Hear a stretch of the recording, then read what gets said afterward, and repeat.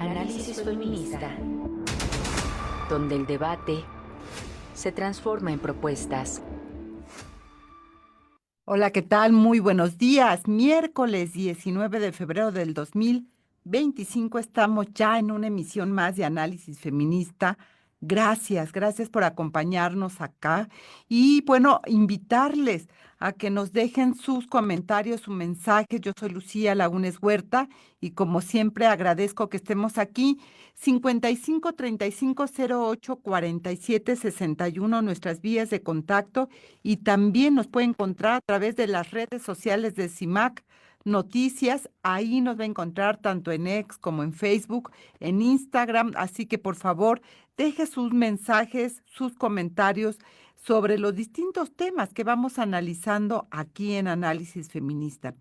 Y hemos decidido detenernos por lo que está ocurriendo en Chiapas y en concreto en la Universidad Autónoma de Chiapas, que enfrenta denuncias por abuso sexual y psicológico. Y para hablar de lo que está ocurriendo en esta universidad, hemos invitado a Jennifer Farrera Peña. Ella es integrante de la red de colectivas feministas universitarias de Chiapas y Brujas CFU. Ahorita nos dirá qué significa. Jennifer, bienvenida, un gusto tenerte aquí. Cuéntanos, ¿qué está pasando en la universidad? Hola, ¿qué tal? Muy buenos días.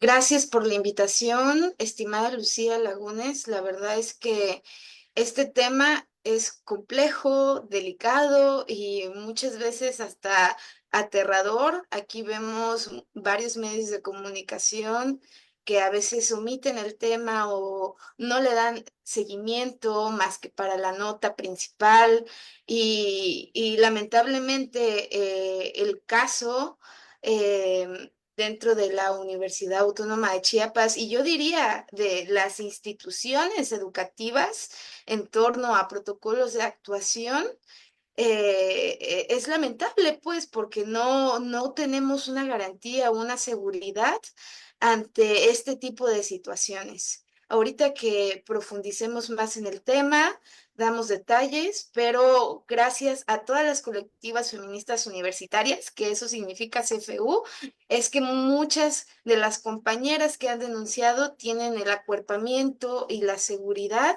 de ir y tal vez no decirnos, ayúdame con todo lo legal, porque nosotros damos un acompañamiento emocional y legal, pero lo integral es canalizarlas con las instituciones que lo permean, ¿no? Y No empezamos con el caso y le cuentas a la audiencia qué ocurrió, qué ha pues hecho, movilizado a las colectivas feministas en Chiapas, qué está ocurriendo en concreto en la Universidad Autónoma del Estado. Platícanos y platícale a la audiencia. bueno, en primer punto, yo diría que faltan protocolos y atención en escuelas. A pesar de la alerta de violencia de género en Chiapas, no existen programas institucionales efectivos para atender los casos denunciados en escuelas de distintos niveles. Esto pues resalta la desconexión entre las políticas de desigualdad y su implementación real en las instituciones educativas, ¿no? En segundo lugar, está el incremento en denuncias y omisión institucional. La ola de denuncias sobre violencia sexual, psicológica, dentro de las escuelas revela un patrón sistemático de violencia, ¿no? Invisibilizando por las propias estructuras administrativas. Esto refuerza la crítica de que las escuelas no solo no protegen a las víctimas, sino que en algunos casos encubren a los agresores, ¿no? Y el tercer punto es el caso del académico de la UNACH, ¿no? El caso de Héctor Armando.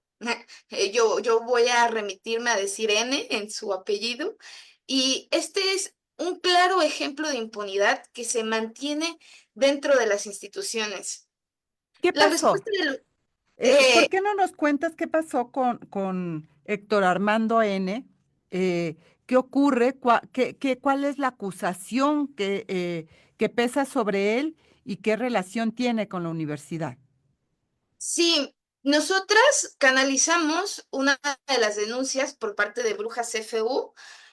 A nosotras nos llegan denuncias a la bandeja de entrada, como a la mayoría de colectivas feministas, supongo, y nosotras hacemos como este trabajo voluntario de replicar la noticia para darle difusión y más personas conozcan el caso, ¿no? Su hija del director Héctor nos hace llegar constancia de la situación en donde ella había sufrido violencia sexual por parte de su padre y empieza a acudir a diferentes medios para que la escuchen y la noticia llegue, pues este personaje es una autoridad de una de las facultades de la Universidad Autónoma de Chiapas, ¿no? Y teme por la seguridad de diferentes compañeras y alumnas que estudien ahí y trabajen en la institución.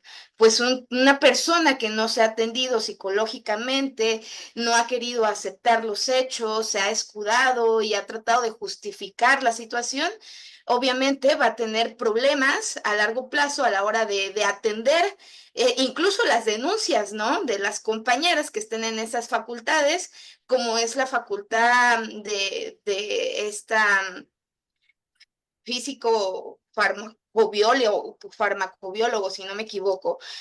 Ahí muchas veces son pocas las compañeras que abarcan esos espacios y más cuando pues la mayoría de ese tipo de áreas, ¿no? De ciencias exactas, pues son dominados por hombres, ¿no?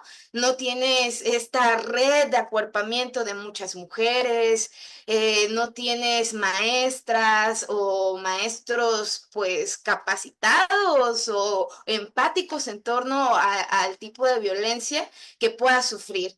La, Jennifer, Ujú. perdón, para que sigamos un poco ubicando el caso, ¿a ustedes les llega la denuncia de la hija de este profesor, de Héctor Armando N., que me gustaría que nos pudieras especificar cuál es el cargo exacto que tiene él en la universidad?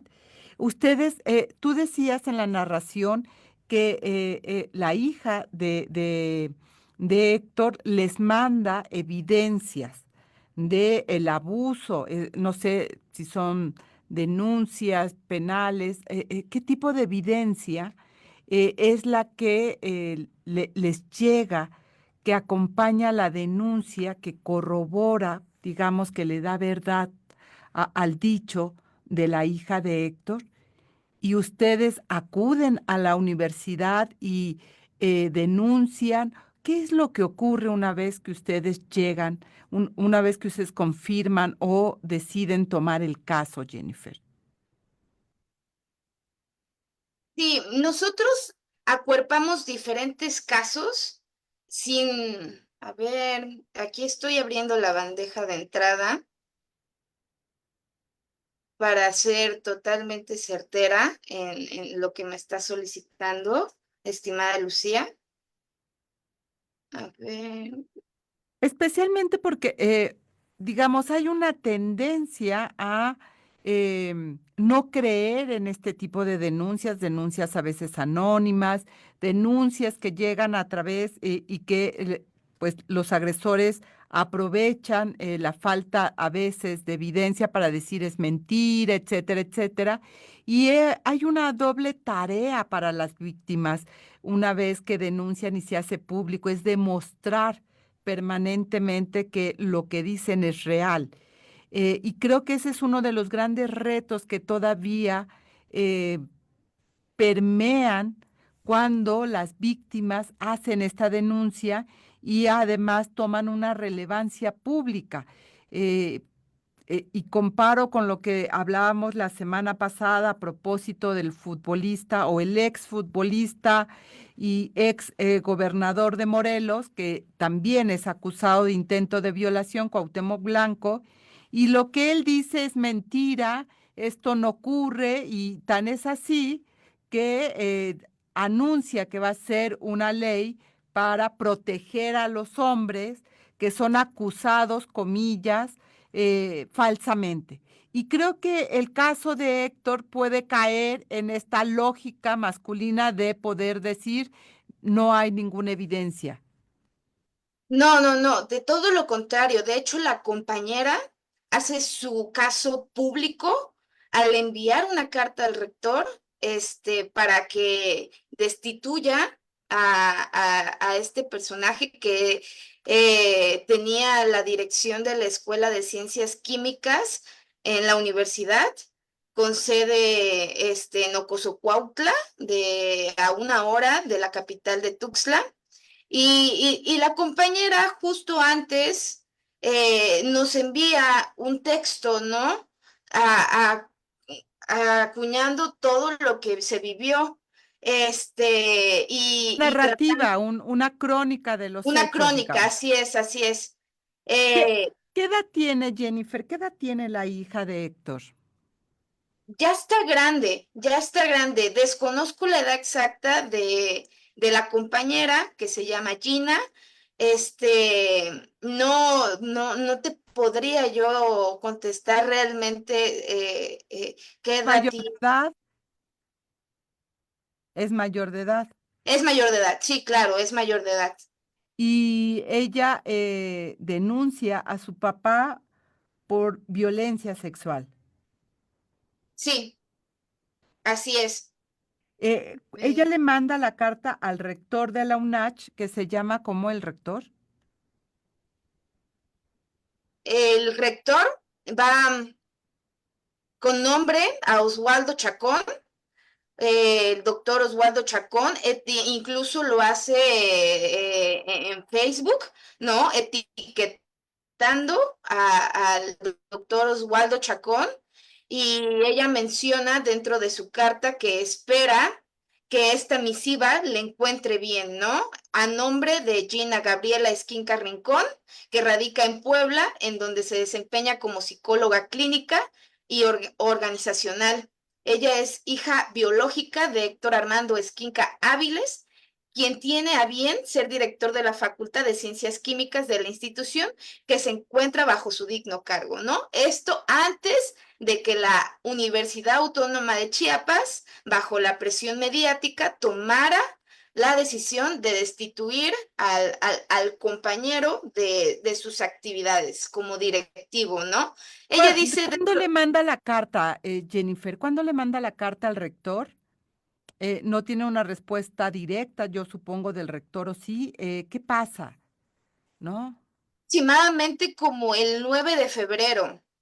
Año. El, el 9 de febrero ella envía esta carta, también tengo entendido que trata de hacérsela llegar por otros medios como correos institucionales, pero al no tener respuesta, pues hace público por la red social de Facebook esta carta, y justo el comunicado que se tiene días antes es que en recientes días la Universidad Autónoma de Chiapas ha tenido conocimiento sobre señalamientos públicos contra algunos funcionarios de esa institución por supuestas faltas a la integridad y honorabilidad, los cuales son valores que deben prevalecer en el quehacer universitario, por lo que atiende a lo establecido en su ley orgánica en el artículo 2, que refiere que la universidad se regirá sobre la base del respeto irrestrictivo a los derechos humanos, que llevan a cabo acciones afirmativas inmediatas para proteger los derechos de las y los integrantes de la comunidad, ¿no?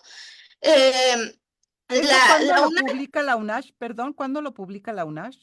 si no me equivoco, el 8 de febrero, va con Un día fecha 8 antes. de febrero. Un día antes de que ella le mandara la misiva, es decir, ellos ya tenían conocimiento de algo. Ya se había hecho pública, sí, la noticia. Yo por eso menciono que la decisión de destituir al directivo de su cargo es por presión mediática. Ok, ok. Ya había salido el caso en redes sociales, en los medios de Sí, comunicación, ella optó por esta, por esa ajá, vía. por esta vía pública, claro. ¿Y ustedes han tenido contactos con Gina? Únicamente para respaldar y acuerpar la denuncia pública. ¿Cómo está ella?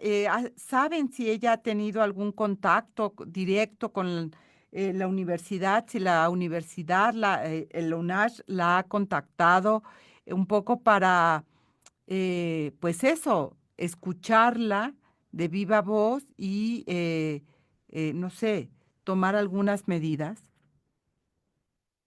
Yo que tenga entendido, la Universidad Autónoma de Chiapas es de las pocas universidades que cuenta con mujeres capacitadas que se autonombran feministas y que conocen el protocolo de actuación ante violencia, violencia de género, hostigamiento y discriminación. Y estoy a fiel creyente de que estas compañeras han tratado de acercarse y hacer lo posible porque esto pues tampoco quede impune, ¿no? Yo creo que una de las estrategias que nosotras también como colectivas feministas universitarias hemos optado es en confiar en que las coordinaciones de género sean diferentes niveles administrativos, pues hagan este trabajo, ¿no? De escucha activa, de seguimiento dentro de los estatus de la ley orgánica, acompañando este protocolo de actuación, que para eso sirve, ¿no? Que para eso se luchó, porque estos derechos lo consiguieron las compañeras de la red de colectivas feministas universitarias de Chiapas. Sin esta lucha, probablemente la compañera Gina hubiera quedado desamparada y no hubiera podido incidir, ¿no? De manera pública, porque antes incluso era muy difícil optar por la decisión de hacer una denuncia pública, por la falta de respaldos de protocolos y compañeras que estuvieran decididas, ¿no? A escucharlas y creerles. Vamos a ir, Jennifer, vamos a ir a un corte de estación y regresamos para seguir hablando lo que está pasando en la UNACH y los retos que todavía se enfrentan. 55 35 08 47 61, nuestras vías de contacto. Volvemos. Acusan violencia de género y acoso en instituciones educativas de Chiapas. En Chiapas se ha evidenciado un aumento alarmante de denuncias por acoso y violencia contra mujeres en instituciones educativas públicas y privadas. A pesar de la alerta de género vigente, persiste la ausencia de protocolos efectivos en los planteles para prevenir y atender estos casos. La maestra Sandra de los Santos señala que el problema es estructural y exige políticas públicas que protejan especialmente a niñas y adolescentes, vinculando la deserción escolar con la violencia y la falta de protección para las estudiantes. Gina Gabriela Esquinca Rincón, psicóloga clínica de 46 años, decidió romper el silencio y denunciar públicamente a su padre, Héctor Armando N., director de la Escuela de Ciencias Químicas de la Universidad Autónoma de Chiapas, por abuso sexual y psicológico durante más de una década. Su denuncia visibilizó no solo la violencia que sufrió, sino también la omisión de su entorno familiar, que conocía los hechos. Su declaración impulsó una respuesta pública. La Universidad Autónoma de Chiapas suspendió al académico tras la presión social y prometió garantizar un ambiente seguro para la comunidad universitaria. Además, exalumnos del colegio privado Miguel Hidalgo en Tapachula expusieron en redes sociales el comportamiento violento y acosador de Héctor Armando N., quien se desempeñaba como profesor de química y biología, conocido por sus conductas lascivas hacia las alumnas. Esta denuncia colectiva está respaldada por testimonios de quienes experimentaron miedo y hostigamiento durante su etapa escolar. Por su parte, la colectiva 50+1 ha exigido la armonización de las leyes locales con las federales para impedir la prescripción de delitos sexuales contra menores, subrayando que la justicia no puede tener límites de tiempo. También ha solicitado que se refuercen los mecanismos legales para garantizar investigaciones con perspectiva de género y sanciones ejemplares para los responsables. La falta de protocolos eficaces y de seguimiento en las instituciones educativas sigue siendo una deuda pendiente. Expertas insisten en que las medidas deben ir más allá de comunicados o suspensiones temporales, implementando estrategias preventivas y estructuras de apoyo que incluyan atención psicológica, líneas de denuncias accesibles y capacitación en perspectiva de género. Este panorama refleja la urgencia de avanzar en la construcción de espacios seguros y libres de violencia en todos los niveles educativos. Además, el caso es un llamado a transformar el sistema universitario, desmantelando las estructuras que perpetúan la violencia y exigiendo que las instituciones respondan de manera preventiva, no solo reactiva, ante las violencias de género. Es importante mencionar que en Chiapas, la violencia contra las mujeres continúa siendo una crisis de derechos humanos. 7 municipios, Comitán, Chiapa de Corzo, San Cristóbal de las Casas, Tapachula, Tonalá, Tuxtla Gutiérrez y Villaflores cuentan con alertas de género, pero los feminicidios y la violencia contra las mujeres, niñas y adolescentes persisten. Informó para Análisis Feminista, Marlene Galván. Estamos de regreso aquí en Análisis Feminista. Recuerde 5535084761, nuestras vías de contacto, también las redes sociales de CIMAC Noticias nos puede encontrar. Y estamos hablando sobre lo que está ocurriendo en la UNACH en términos de esta denuncia contra Héctor Armando N. por parte de su hija biológica, y le damos la bienvenida a Sandra María de los Santos Chandomí, periodista académica y activista feminista, que se suma a esta conversación. Sandra, buenos días, ¿cómo estás? Hola, ¿qué tal? Buenos días, Lucía. Pues un gusto saludarte y saludar al auditorio. ¿Cómo están? Muy bien. Sandra, a ver, hablamos durante el primer segmento de esta conversación de lo que ocurre con esta denuncia de Gina, que es la hija biológica de Héctor Armando, en cuanto a la violencia sexual que ella vive, y la respuesta de la Universidad de la UNACH, que pues ha sido tibia, por decirlo menos. Primero se había negado a tomar alguna acción contra el académico, finalmente lo cesa o lo separa de su cargo. ¿Qué es lo que está ocurriendo en la universidad ahora, Sandra, con este caso que va más allá del caso? Es un ejemplo de lo que está ocurriendo con, ya lo decía Jennifer en el primer corte, las omisiones que ocurren en las investigaciones con las denuncias de alumnas o de, en este caso, de hijas que tienen que ver con profesores.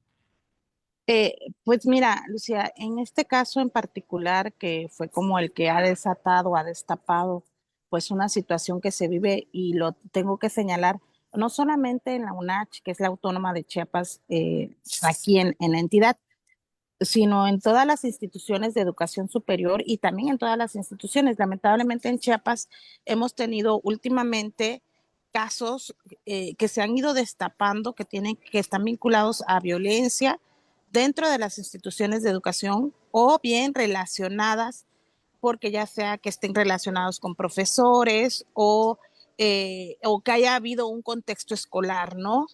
Por ejemplo, también tuvimos otro caso de acoso de una persona que trabaja en el CONACYT de Chiapas, por decirlo así, que le acaban de cambiar de nombre, ahora se llama Agencia de Investigación, pero en pocas palabras es como el CONACYT de Chiapas. Dos personas que también fueron denunciadas por acoso a otras y que pues tenían como, esta cuestión de servicio en una institución que se encarga precisamente de la cuestión de investigación y difusión de la ciencia y la tecnología en la entidad. Te pongo en contexto y te digo estos porque han sido varios casos que han salido ahora en Chiapas. Vemos, Uh-huh, termina, perdón, Sandra, y ahorita te pregunto. y, y el caso del docente de la UNACH, de la sede de Ocosocuautla, precisamente, que era director además de la institución, lo que hace la universidad es, no lo cesa, lo separa, porque pues existe esta cuestión de la presunción de inocencia, ¿no? En tanto no haya un juicio, que haya una declaración de culpabilidad, pues no lo pueden cesar, sino nada más lo suspenden y lo retiran del cargo. Ahorita está el cargo retirado, que era un poco la propia víctima, su hija biológica, pues públicamente en sus redes sociales señaló que sí esperaba esto, ¿no? Como que esperaba esta respuesta de parte de la universidad, pero ahora falta la investigación de parte de la Fiscalía General del Estado. En Chiapas pasa algo que, que aunque a nivel federal los delitos cometidos contra los menores de edad de abuso sexual cometidos precisamente en la infancia, no prescriben, a nivel federal pasa, en Chiapas no está homologado esto, entonces en Chiapas sí prescriben los delitos de este tipo. Precisamente este caso hizo que se pusiera en el tema de discusión, decir, oigan, ya es hora que vayan homologando la ley, ¿no? Y que no prescriban estos delitos, ¿no? Hay dos caminos, entiendo, uno que seguiría la fiscalía, pero otro que es interno dentro de la universidad. La UNACH cuenta incluso con un manual para prevenir y atender la violencia de género en la comunidad universitaria. Eh, ¿Qué está pasando dentro de la universidad? ¿Qué acciones está tomando? No solamente en este caso, como tú bien lo señalas, esto destapa lo que puede estar ocurriendo en pues en otras áreas de la universidad. Ninguna universidad está, por desgracia, exenta de esto, de ese tipo de acciones. Es el sistema el que permite que esto ocurra, ¿no? ¿Qué saben, Sandra, Jennifer, de las acciones que están tomando la universidad? ¿Que está investigando algo? ¿Qué está esperando? Que la fiscalía responda para saber qué va a actuar. ¿Qué hay ahí? Bueno, no sé si Jenny tenga algún tipo de otra de información. Ellas son parte de la red de colectivas feministas universitarias, pero al menos la universidad, la UNACH, en particular, sí tiene un protocolo de actuación para atender los casos de violencia de género. De hecho, es la única institución de nivel superior que tiene en Chiapas un protocolo de actuación para atender estos casos, pero este protocolo de actuación cabe señalar que se hizo gracias precisamente al trabajo de las colectivas feministas universitarias. Ellas hace 3 años, sí, 3 años más o menos, hicieron un paro acá en la universidad por el caso de un feminicidio y pararon la universidad, y de ahí, de las mesas de negociación, salió este protocolo, se creó una estructura. Ahorita hay un cambio de rectoría, hay un cambio de administración en la rectoría. Esta administración, si bien ha señalado públicamente que tiene el compromiso de respetar esto, hay algo que hay que mencionar. Jenny lo tiene muy claro y tal vez lo quiera señalar también, pero existía el compromiso de la anterior administración de reforzar esta estructura, ¿no? Al interior de la universidad, de crear comisiones de género en la mayoría de las sedes universitarias, y al entrar esta nueva administración, lejos de fortalecer esta estructura, despiden, por ejemplo, a 10 comisionadas de género, ¿no? En 10 sedes se quedan sin comisionada de género, precisamente, que son las encargadas como de darle seguimiento a las denuncias, de dar acompañamiento, de seguir muchas cosas que tienen que hacer con el protocolo. Y algo pasa, la UNACH es la que menos mal está en Chiapas, ¿eh? O sea, menos mal en cuanto teóricamente, ¿no? Que aunque sí tiene un protocolo, de que sí tiene una estructura, de que al menos ya se ha discutido el tema, y se ha discutido gracias infinitamente al trabajo que han hecho las propias universitarias, las estudiantes sobre todo, con los movimientos que han hecho, ¿no? Gracias a ello es que la universidad cuenta con esto. Pero yo veo que ahora estamos en riesgo de perder lo poco que se había ganado, y bien también como hacer el llamado para que no solamente sea la UNACH, Mm. sino que sean todas las instituciones de educación. El Eh, protocolo de Chiapas, por ejemplo, para atender el problema de acoso escolar con perspectiva de género, es del 2017. ya pasaron algunos años, ¿verdad?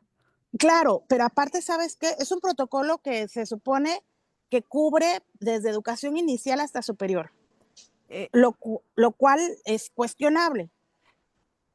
Pero aparte, ese protocolo 2017 es un protocolo que se supone que lo primero que se debe de hacer es que al inicio del ciclo escolar se debe de dar a conocer y tanto toda la comunidad universitaria tiene que literalmente junto con su inscripción firmarlo de ya lo conozco. Ok. Tú pregúntale a un profesor de Chiapas al Y no azar se si conoce. no sé, ese es el principal problema, ¿no? Jennifer, para no perder, ¿qué sabes? ¿Qué se está haciendo dentro de la universidad con este caso? Sí, la universidad emitió un comunicado en el que presenta su postura ante las denuncias de violencia de género en la institución, en particular la denuncia de Héctor Armando Esquinca Áviles, exdirector de la escuela que es nombrado por su hija, ¿no? Si el caso no se hace viral, probablemente no hubiéramos conseguido este comunicado, ¿no? La respuesta del UNACH dentro del comunicado menciona varias acciones que va a tomar y en primera es la suspensión del docente acusado, ¿no? Con el objetivo de garantizar un ambiente seguro y respetuoso. En segunda es la colaboración con autoridades en cualquier investigación derivada de las denuncias.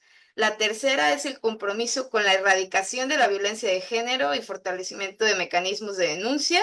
El cuatro, contacto con la víctima para brindarle apoyo y garantizar su seguridad.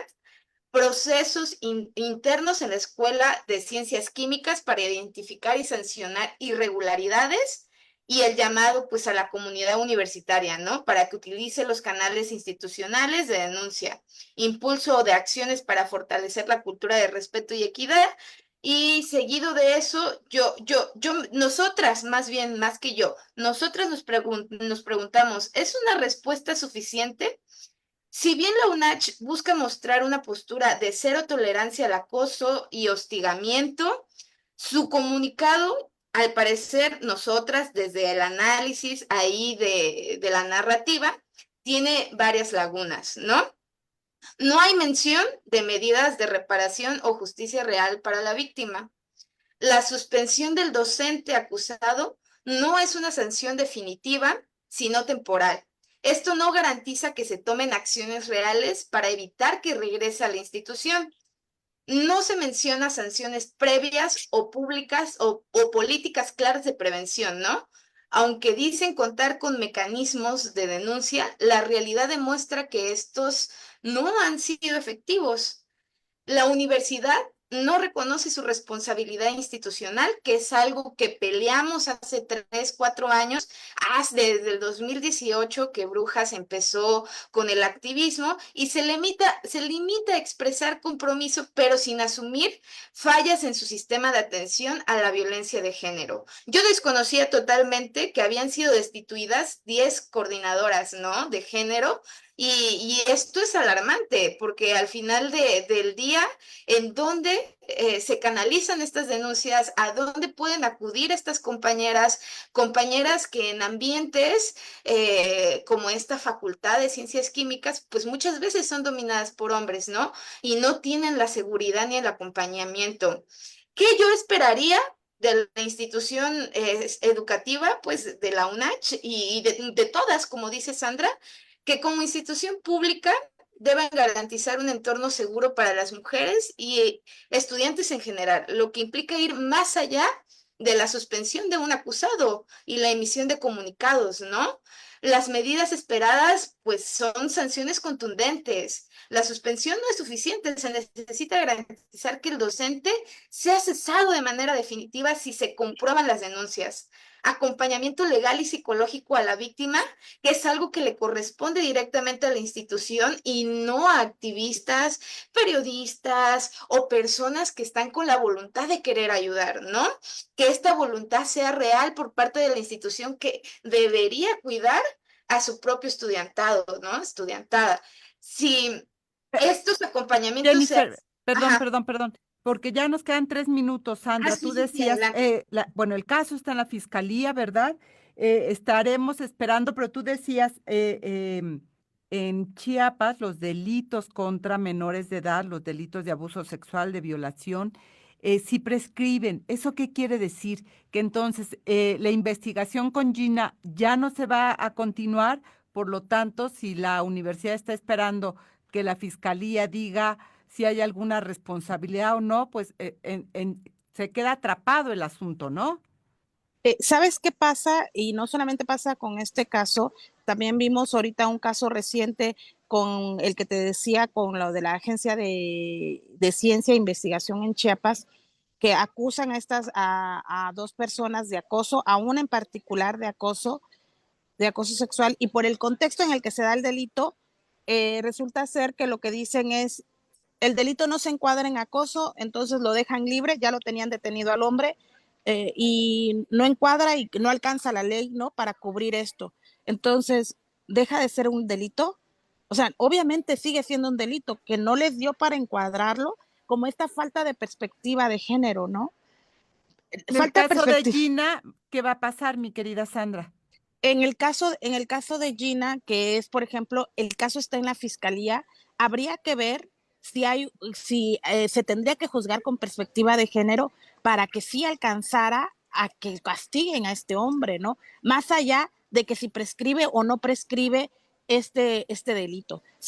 Mi punto es, si se juzga con perspectiva de género estos casos, por supuesto que te da para sancionar.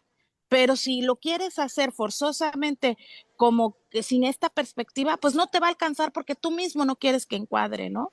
Porque Eh, lo que quieren es apagar el fuego nada más. Jennifer, nos queda un minuto. ¿Con qué cerraríamos la conversación en términos de lo que continúa y cuál sería el llamado a la fiscalía que haría pues desde las colectivas feministas universitarias? Yo, yo terminaría con que las instituciones educativas no pueden seguir respondiendo a las denuncias con comunicados pasivos, suspensiones temporales y falsas promesas de cambio. La educación es un derecho, pero ese derecho solo puede garantizarse en espacios libres de violencia, donde las alumnas puedan estudiar sin miedo y puedan crecer sin miedo. Exigir medidas firmes y estructurales no es un ataque a las instituciones, sino una demanda legítima de seguridad y justicia. Universidades y escuelas deben atender la violencia de género, que no es un problema aislado ni privado, pues, sino un problema estructural que requiere soluciones profundas, inmediatas y efectivas. Yo Caso de la llamaría a no más fiscalía, simulaciones. claro. ¿Y en el caso de la fiscalía? En el caso de la fiscalía, yo realmente espero que esta situación, este tema, sea tomado con perspectiva de género, porque si al final solamente se desecha y dicen no tiene tinta de que el señor porque la compañera menciona que esto pasó desde los 10 años, 10, 12 años, y que empezó a tener estragos desde los 12 años y hasta los 40, después de los 40, que realiza la denuncia, ¿no? Yo le diría a la fiscalía, o sea, realmente tenemos este caso tan grave de que por mucho tiempo nos silenciamos, pero estamos cambiando la ruta, ¿no? Hazle caso a estas compañeras que están alzando la voz, aunque sea muchos años después. Yo Pues eso le diría a la fiscalía. ahí está el llamado de las colectivas, ahí está el llamado, Sandra, también como académica, que has acompañado casos de violencia dentro de las universidades. Seguiremos en contacto, le pido a las dos para que sepamos qué ocurre con este caso y con otros que ya han colocado aquí en esta conversación. Jennifer, gracias por estar. Sandra, gracias por estar aquí en Análisis Feminista. Nosotras vamos un corte de estación y volvemos. Estas son Las efemérides de la semana. El 18 de febrero de 1939, Nació en la Ciudad de México María Guerra Tejeda, poeta, historiadora socialista, normalista y feminista. Fundó la página La Mujer en el Mundo en el periódico El Día. Se convirtió a partir de 1995 en una promotora permanente por los derechos de las mujeres de la tercera edad. Además, colaboró en la fundación del Centro Cultural Benita Galeana y en el Grupo Rosario Castellanos en 1994. El 19 de febrero de 1990, murió en México Edris Rice Wright, científica y activista estadounidense, pionera en la investigación médica que ayudó a probar el valor de la píldora anticonceptiva oral y trabajó en las primeras investigaciones sobre la inyección anticonceptiva. Recibió en 1967 el premio de sesquicentenario de conocimiento, la sabiduría y el coraje de servicio que otorga la Universidad de Michigan. el 20 de febrero, Se conmemora el Día Mundial de la Justicia Social. Tiene como objetivo apoyar la labor de la comunidad internacional enfocada en erradicar la pobreza y promover el empleo pleno y trabajo decente, la igualdad entre los sexos y el acceso al bienestar y la justicia social para todas y todos. el 20 de febrero de 1962, Nació en la Ciudad de México la socióloga Elsa Conde Rodríguez. Formó parte de la Asociación para la Integración Social. También participó en la fundación del partido México Posible. Fue diputada federal por el Partido Alternativa Socialdemócrata e integrante de Mujeres en Plural. el 21 de febrero, Se conmemora el Día Internacional de la Lengua Materna. La iniciativa nació en Bangladesh y fue aprobada durante la Conferencia General de la Organización de las Naciones Unidas para la Educación, la Cultura y la Ciencia en 1999. Tiene el fin de rescatar y resaltar la diversidad cultural y lingüística para formar sociedades sostenibles.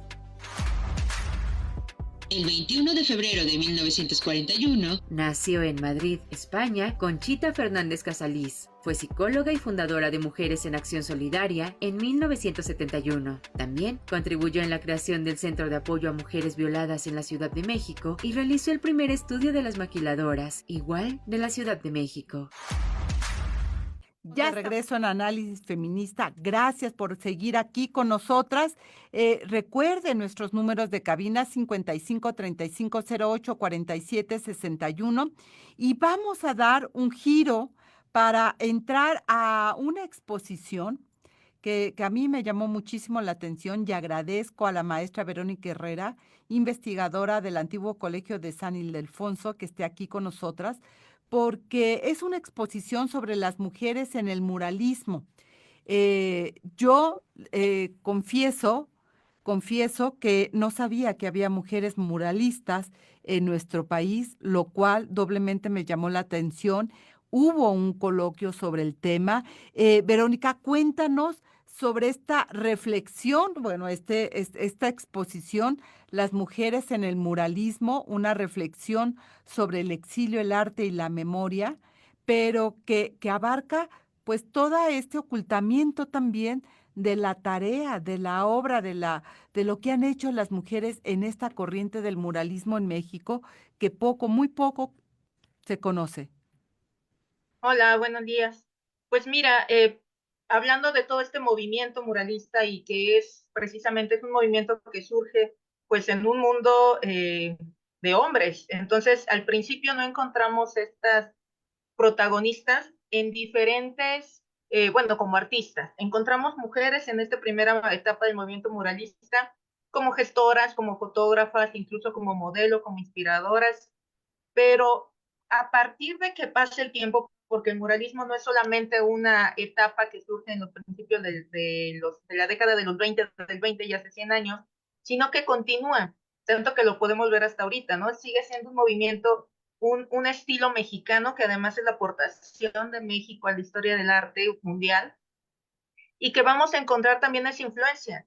De las primeras muralistas que llegan a México encontramos a las hermanas Greenwood, que van a, también por la cercanía con Diego Rivera, pues son quienes van a decorar este mercado también aquí en el centro, muy cerca de San Ildefonso, el mercado Abelardo Rodríguez, pero que en esta exposición de Exiliadas de España, Artistas en México, podemos ver también esa fase de las mujeres muralistas que además no son nacidas aquí en México, sino que llegan del exilio español, pero que es tanta la influencia que tienen a partir de todo lo que ven aquí en México, que también se dedican a hacer los murales. Es el caso, por ejemplo, de Mari Martín, que va a ser ayudante de Diego Rivera y que lo vemos como ayudante, pero bueno, está participando en los murales y que lo vemos en el Teatro de los Insurgentes. Ella participó ahí en el Estadio Olímpico Universitario, o sea, en Insurgentes, que podemos ver, que siempre decimos Diego Rivera, pero Diego Rivera nunca lo hizo solo, ¿no? También necesitaba estos colaboradores y que además tuvieran la calidad y la confianza del maestro para poder intervenir estos muros.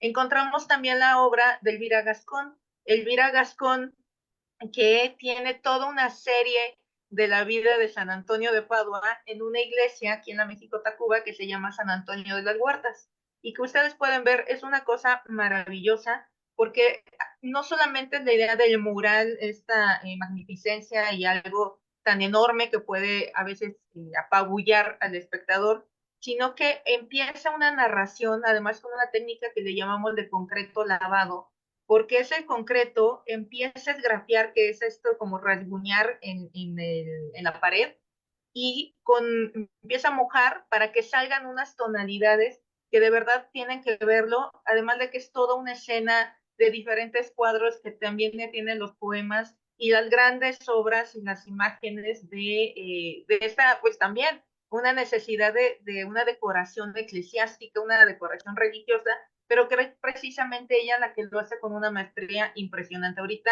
en la exposición en San Ildefonso podemos ver los bocetos de todo este trabajo, porque no es que llegue nada más a pintar un muro, sino que empieza todo ese proceso, hay un modelo, cómo lo va a retratar, los bocetos, las acuarelas, los cartones, en fin, de verdad es una maravilla. Y tenemos otra que es Regina Raúl, que ella va a tener este mural en el Museo de Antropología. O sea, imaginemos lo que es el Museo de Antropología y que precisamente lo fundan en 1964 y la van a invitar a que haga esa decoración de una parte que es la parte de abajo, porque casi siempre pensamos en antropología en el paraguas o en el calendario solar, pero tenemos en la parte de abajo los talleres infantiles y precisamente va a ser un mural precioso que es sobre la educación indígena, sobre la educación mexica.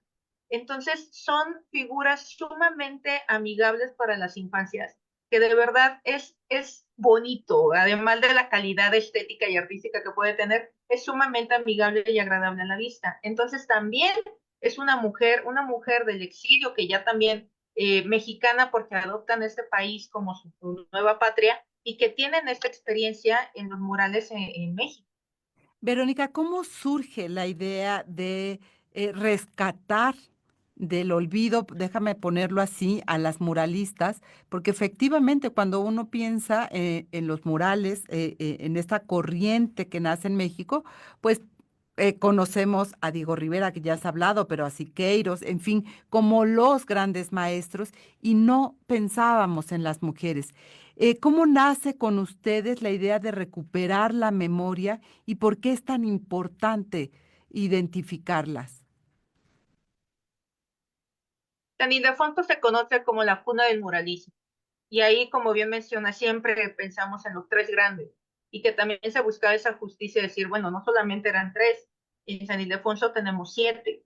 Entonces, era primero esta parte con el centenario, que fue en el 22, con el centenario del movimiento muralista, pero en esta ocasión, la exposición, que es una exposición temporal, digo, nosotros contamos con todo este acervo de murales, también los invitamos a verlos por si no los conocen, pero esta exposición de Exiliadas de España, Artistas en México, está retratando a las artistas españolas que llegan a México tras el exilio y la caída de la República en 1939 en España, y precisamente cómo llegan como artistas, cómo se forman como artistas, cómo crecen aquí como artistas, cómo son las hijas que van a ser artistas e incluso las nietas. Entonces, esta exposición está curada por 2 catedráticos de la Universidad de Granada, pero que precisamente esta parte de muralismo no solamente habla de las mujeres muralistas, también son diferentes técnicas, está la fotografía, el grabado, el caballete, la instalación, arte contemporáneo, arte objeto, en fin. Pero contamos justamente con esta sección de, así es el nombre, que cómo es posible que una mujer se subiera a los andamios, muralistas también, y que era algo que ellas escuchaban. ¿Cómo es posible que una mujer se suba? Pues claro, ¿no? Te puedes subir con falda, con pantalón, no importa, y puedo agarrar un pincel y puedo empezar a pintar. Entonces es Creatividad. precisamente esta parte donde se busca como darle ese valor y decimos, las vamos a exiliar, pero no de España, las vamos a exiliar del olvido. porque uno de los objetivos de esta exposición es darle nombre a aquellas mujeres, porque cuando hablamos del exilio español, la artista española, todo el mundo dice, ah, claro, Remedios Varo. A ver, otro más, ¿no? Y en esta exposición son 29 mujeres. Entonces, también que estén y que cuando empiezan a ver este recorrido, van a salir con nombres y además van a salir con rostros, porque también como dice, el visibilizar, pues lo tenemos que ver, no nada más la obra, vamos a ver cómo era este artista, ¿no? Y además reconocer ese estilo. Te comentaba de Elvira Gascón como muralista, pero también tiene obra de Caballete, o de Mari Martín y también tiene grabado, o Regina Raúl y tiene también unos óleos maravillosos. Entonces vamos a ir recorriendo todo esto y darles precisamente esa dignidad para que cuando terminemos podemos decir un nombre más allá de Remedios Varo y empezar a observar que siempre encontramos un nombre que llama más la atención, un nombre que retumba en la memoria, pero que no solamente los únicos, sino que también existen otros personajes, otros protagonistas que tenemos que rescatar, conocer y reconocer. Es reconstruir nuevamente la historia del muralismo mexicano donde faltaba una parte que nos contaran, que es precisamente el aporte, la presencia de las mujeres en este movimiento. Encontramos estas diferentes vertientes y también no como forzarlo, no es meter mujeres porque falten mujeres, porque te comentaba en un principio, pues no existe y no es que no se les diera el valor, a veces también es haciendo este recorrido donde podemos encontrar, ok, llegaron unas norteamericanas en los 30, llegan las españolas también, tenemos a Aurora Reyes, por ejemplo, que también tiene esta parte muy cruda por ejemplo, el mural en el Centro Escolar Revolución, ahí en el Metro Valderas, donde hace esta denuncia de cómo se maltrata a una maestra rural. Entonces, encontramos todo esto que además en esta exposición, te digo, no solamente son las muralistas, sino en diferentes soportes, en diferentes estilos, y que cambia mucho como lo vemos o como estamos acostumbrados a verlo cuando ya es una mirada femenina. Leitmotiv que vamos a encontrar es esta idea de la maternidad. ¿Por qué? Porque además son exiliadas de su patria, ¿no? La madre patria, podríamos decir, o de su terruño, de la tierra que las ven nacer. Entonces también es esta otra parte de cómo lo ve una mujer, otro tipo de sensibilidad, ni mejor ni peor, sino que es diferente. Y que el poder reconocerla también es lo que nos está ayudando a observar y yo digo que una de los grandes aportes de para qué sirve la historia del arte, es que nos vuelve empáticos, porque nos hace entender un contexto, nos hace ver una obra y nos hace entenderlo. O sea, estamos hablando de que son exiliadas de su país y que ya no pueden volver y que ahorita, bueno, el tema migratorio, ¿cómo está? Tan en boga, tan actual. Entonces, si nos imaginamos, nosotros podemos viajar y decir, voy de turista y regreso, pero cuando te vas porque ya no puedes volver, porque tu vida corre peligro, la tuya, la de tus hijos, tu familia, pues te tienes que ir. Entonces, en esta exposición también vemos esta parte de la nostalgia de España, del agradecimiento con México, aparte cómo se va a plasmar en los muros y que de verdad, para mí, yo digo que esta exposición es sumamente emotiva y conmovedora porque nos lleva también a pensar qué pasaría si nosotros estuviéramos en ese lugar. Verónica, ¿ha cambiado esta situación de mayor facilidad, déjame ponerlo así, para las mujeres para ingresar al muralismo? Yo creo que también estamos hablando de los intereses de las mujeres, ¿no? Porque, ¿qué les puede interesar? Hay muchísimas artistas y podemos hablar de arte contemporáneo, arte digital y demás, pero la necesidad o el gusto de querer intervenir un muro, porque además el muralismo no solamente es pintar una pared, porque en ese caso todos hemos pintado una pared, pero es poderlo integrar a una arquitectura, darle sentido, porque cuando pensamos en una pared, estamos diciendo, ok, pero ¿de qué tamaño es esa pared? Ese muro, de esas dimensiones. Ah, entonces lo tengo que pensar yo viendo desde abajo hacia arriba. La dimensión, la perspectiva, la composición va a cambiar Es que hay una ventana, ¿cómo llega la luz? Entonces eso también afecta. Si yo voy de espaldas, si es la entrada, si hay un estrado, si hay gradas, ¿cómo lo va a ver el espectador? En fin, es una cuestión más allá de pintar un muro, es hacerlo que se integre y que juegue con esta arquitectura. Y entonces también es ver cuáles son los intereses, qué es lo que te gusta. Ahorita podemos decir la facilidad, pues más bien la puerta está abierta y quien quiera integrarse o adentrarse a este mundo del muralismo lo puede hacer, pero consciente de todo lo que implica para también tener esta parte de innovación y un estilo propio. ¿No es fácil o lo es? Dime tú, ser muralista en este país. Uno puede mirar enormes muros que podrían ser espacios para intervenir, pero hay esa facilidad, digamos, de que se desarrolle o se siga desarrollando el muralismo en nuestro país.